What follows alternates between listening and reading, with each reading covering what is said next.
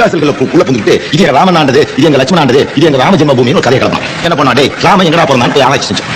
இவன் ராம ஜென்மபூமிங்க பூமிக்கு பிறந்ததுங்களா என்னதான் பார்ப்போம் அப்படின்னு நாங்க ராமனுடைய ஆராய்ச்சி எடுத்து பார்த்தோம். ஒரு நேஷனல் ஆர்கைவ்ஸ்ல இருக்கிறது. அங்க எடுத்து பார்த்த போது அது என்ன போட்டுக்கணும், தசரத மகாராஜாவுக்கு 60,000 அப்பாட்டிகளும் 4 பட்டத்தரசிகளும் இருந்தும் 3 பட்டத்தரசிகள் இருந்தும் தனக்கு குழந்தை இல்லாத குறையை தீர்க்க வசிஷ்ட முனிவரை வேண்டுகிறார். வசிஷ்டர் என்ன சொல்கிறார், கடகோட்டு முனிவரை அழைத்து வாருங்கள் என்கிறார். கடகோட்டு முனிவரை அழைத்து வந்த போது அவர் எப்படி வருவார், சாதாரணமாக வரமாட்டார். ஊரில் உள்ள பொட்டு கட்டி விட்ட இசை வேளாளர் ஜாதியாகிய விவசாயி மக்களை அனுப்பினால்தான் அவர்களின் மோகவாளியில் சிக்கி அவர் வரக்கூடும் என்று பொட்டு கட்டிய விழா நடைபெறுகிறது. அதில் இசை வேளாளர் மக்கள் எல்லாம் அழைத்து சென்று கடகோட்டு முனிவனை நிர்வாணமாக ஆடி அவனை மயக்கி கூட்டு வருகிறார்கள். அவன் பெயர் முனிவர். அவன் காமத்துக்கு தான் கட்டுப்படுவானா.